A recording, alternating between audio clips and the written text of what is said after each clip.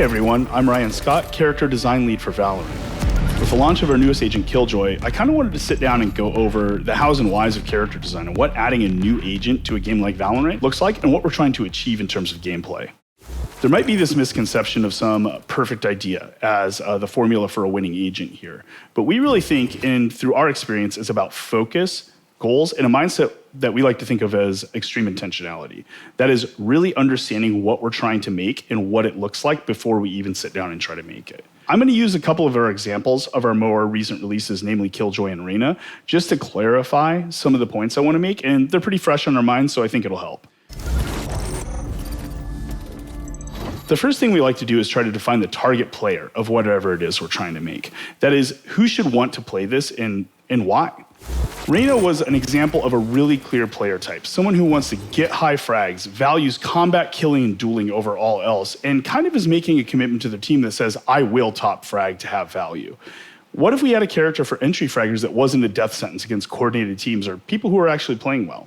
After we kind of discovered this aspect of who should be playing it, we really want to start on the paper kit at this point. We have a little bit of a target, and this is where we get into the second stage of how we're going to make this game design come to life. Before this, we usually don't have an individual ability, just kind of that target, that area we want to hit. This starts our ability of turning that target into gameplay, and this is where some of the things that are not just about the player experience come online, including the roster impact.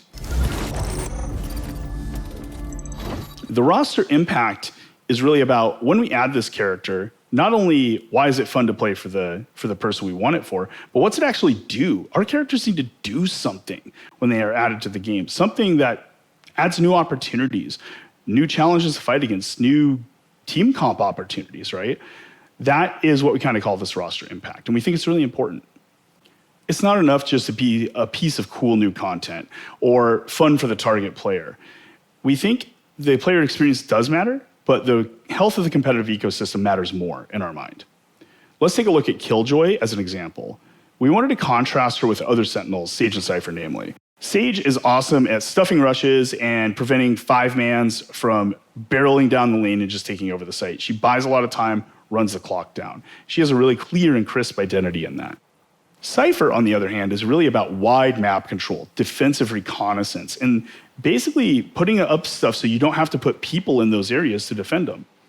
Killjoy, to contrast with that, is about hunkering down, fortifying, and creating risk within a zone. And that risk, if not managed correctly, turning into kills for Killjoy and or her team.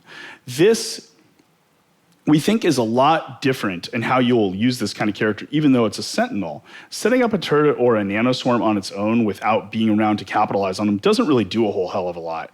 Dealing with two threats at once is the way that Killjoy really accomplishes this defend and convert kind of pattern that we wanted to see out of her.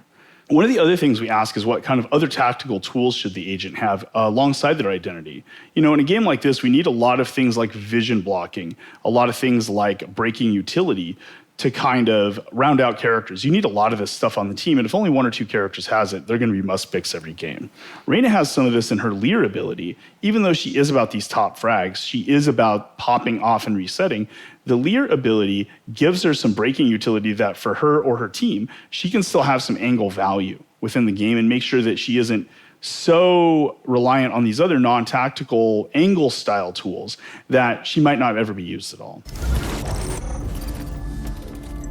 Everything I said, though, is still just a thesis. So we have to prototype and test and answer if the kind of player we think likes this agent actually likes this agent. It's okay if players who don't like this agent are people who aren't in the target audience. You know, people who really like Sage for her defensive ability or her support capabilities probably aren't super thrilled about Reyna. They're very different audiences, and that's okay. We think that's sometimes even means it's being successful. Killjoy is a classic pitch. She's for people who want to defend and be there and defend herself and her zone with her tools. She doesn't want to just stall attackers. She wants to kill them. She wants to make a plan. She wants to have people walking on eggshells to not make a mistake, and she wants to set that whole thing up. The pitch here is really classic. We see it in a lot of different types of games. The challenge was translating it into the tactical loop for us.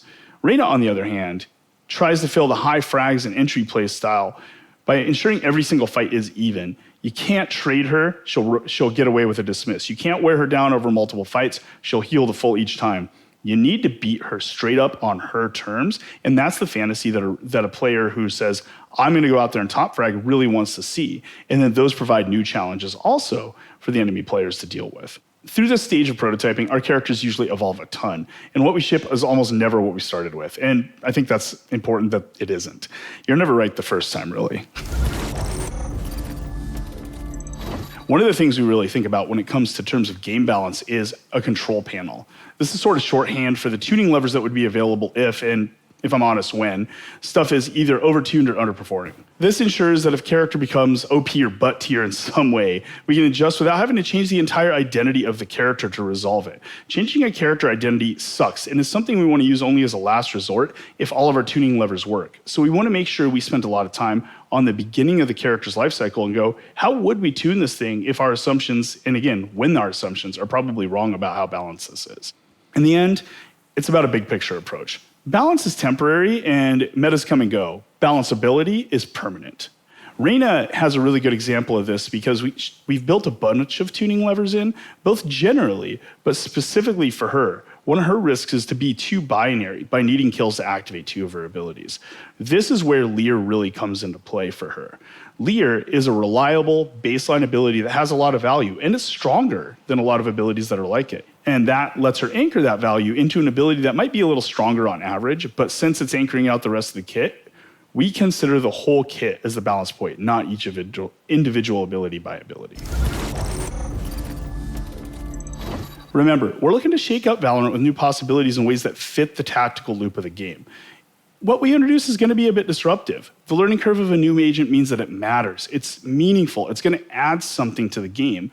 And we think that's a lot better that we might have a bit of a learning curve, or it might be frustrating to learn how to play against, than it is that you go, why did we even add this thing at all? Why does this thing even matter? We want to set our own expectations within our roster and our game, ones that'll likely be spicy or feel maybe really inappropriate inside of another tactical shooter.